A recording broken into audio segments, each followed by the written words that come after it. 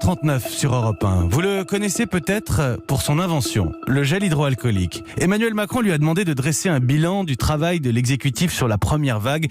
Ce matin, on se projette aussi sur l'interview du chef de l'État ce soir. Mon invité, le professeur Didier Pittet, président de la mission d'évaluation de l'exécutif sur la gestion du Covid. Le tête-à-tête. Mathieu Béliard. Bonjour Didier Pittet. Bonjour. Nous vous recevons pour détailler votre rapport, mais d'abord, je l'ai souligné, vous êtes suisse.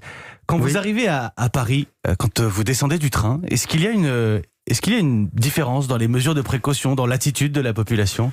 Oui, il y a une différence. À Genève, on a mis beaucoup plus de temps à appliquer certaines consignes. À Paris même, les consignes à la gare, par exemple, sont très bien appliquées.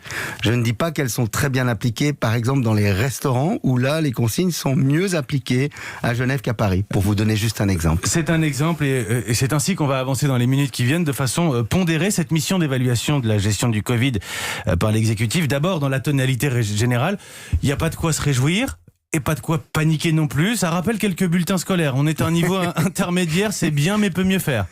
Oui, bien entendu. La France est plutôt dans une situation intermédiaire, en particulier, par exemple, pour finalement le résultat principal que nous avons regardé et comparé aujourd'hui, c'est la mortalité liée au Covid, où elle est intermédiaire. Elle se classe bien mieux que l'Italie, l'Allemagne ou le Royaume-Uni. Bien entendu, beaucoup mieux que la Suède.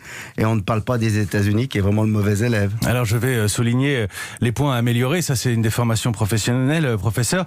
Il y a un vrai problème d'anticipation. C'est ce que vous dites. Vous parlez d'un défaut manifeste de préparation et de gestion. Oui, il y a eu un défaut de préparation au départ, mais évidemment, ça n'est pas le seul pays qui dont les capteurs, finalement, n'ont pas repéré le début de la problématique. Il faut dire que l'Organisation mondiale de la santé ne l'avait pas repéré non plus. Donc, au même titre que beaucoup de pays en Europe, il y a eu une connaissance des faits sans finalement un alignement des paramètres qui auraient pu permettre une réponse plus rapide. Mais pour ce qui est de la France, vous soulignez la question des masques. Ça a été le débat pendant de longs mois, dramatique au regard de l'opinion publique.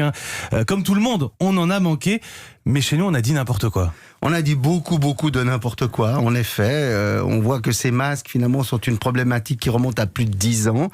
Et on voit qu'au cours de ces 10 années, la doctrine a changé. Il y a eu une mauvaise compréhension de qui, finalement, devait stocker les masques. Est-ce que ce sont les hôpitaux ?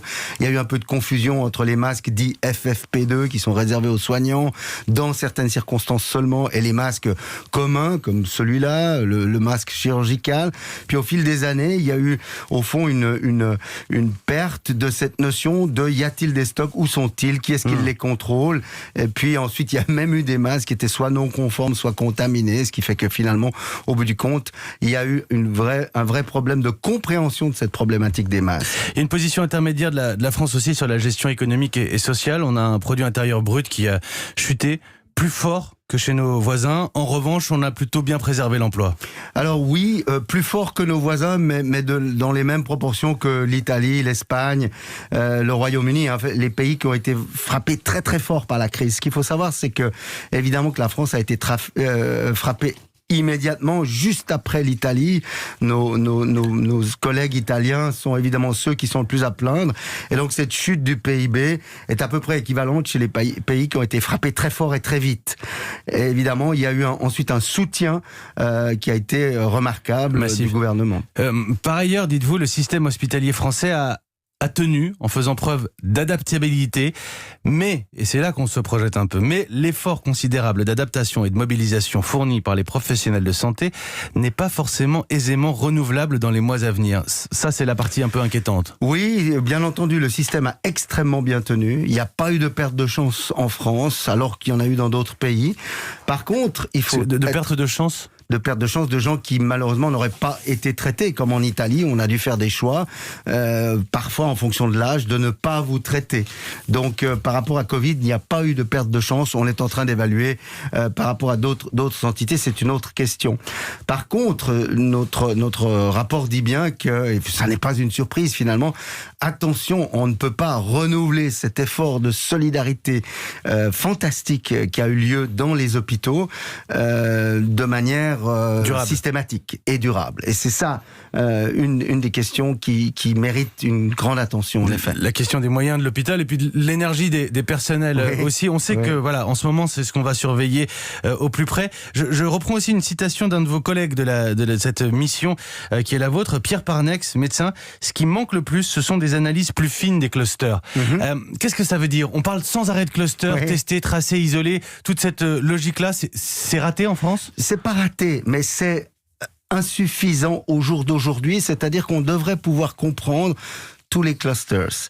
Et idéalement, ça veut dire de comprendre les chaînes de transmission. Ça veut dire que chacun participe à cet effort, que ce soit les personnes quand elles vont dans les restaurants pour donner leur nom, parce qu'au fond, quand on reviendra pour chercher vos contacts, ça ira beaucoup plus vite. Mais par exemple, alors dans le journal de 7h30, il y a quelques minutes seulement, on entendait ce reportage de Caroline Baudry. Tout le monde, on l'a tous fait ici, a donné son nom, son prénom, son numéro de téléphone.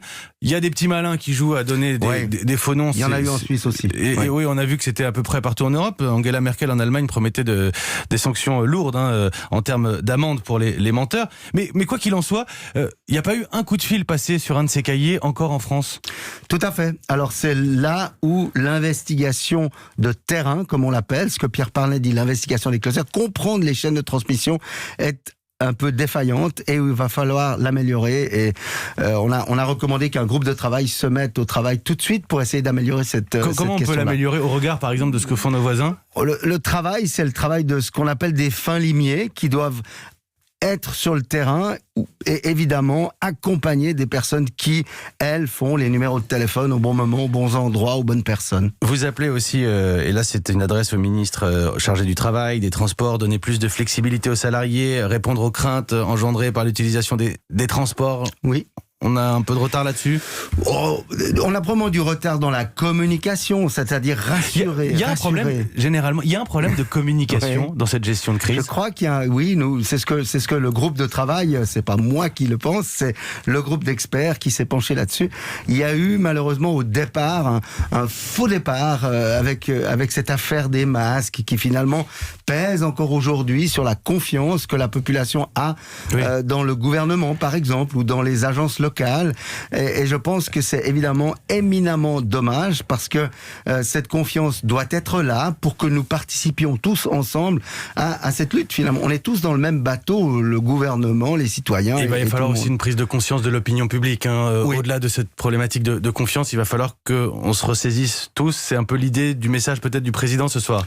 Je sais pas, je suis pas le conseiller du président, mais disons, je pense que oui, vraiment responsabiliser chacune, c'est vraiment ce que nous devons tous obtenir parce que nous sommes tous dans cette galère, si vous me permettez cette expression, et que au fond, le respect des mesures barrières, hygiène des mains, distance sociale, à lui seul peut complètement interrompre l'épidémie. Donc ça laisse quand même songeur. Ce sont des moyens très simples. Un dernier mot, je voyais dans le journal qu'on vous appelait le docteur main propre. J'ai parlé de votre invention que tout le monde connaît. On va penser à vous en se frottant les mains aujourd'hui. C'est le gel hydroalcoolique. Je lisais dans la presse que vous reconnaissez les gels, les composants des gels à l'odeur. Les composants, c'est beaucoup dire, mais le type d'alcool, parce que ça peut être de l'alcool éthylique ou isopropylique, oui. Et celui-ci, par exemple... Il faut que vous me laissiez l'essayer. Je vous l'envoie, professeur. Ok. Je vous laisse sortir ça et puis on va faire un petit test à l'antenne ce matin. Le masque est obligatoire, je le porte. Oui, c'est un bioéthanol, oui. Voilà. J'allais le dire. Merci, professeur Pittet. Et puis tiens, permettez-moi, le professeur me l'a demandé hors antenne. Suisse-Allemagne hier soir, 3 buts partout. Ah bah voilà, c'est une bonne nouvelle, j'avais même pas encore le résultat, j'étais trop occupé pour ça, je suis très content. Le professeur Pittet en direct ce matin sur Europe 1, le tête-à-tête Europe Matin. Merci beaucoup Didier Pittet. Merci, avec plaisir. 7h48.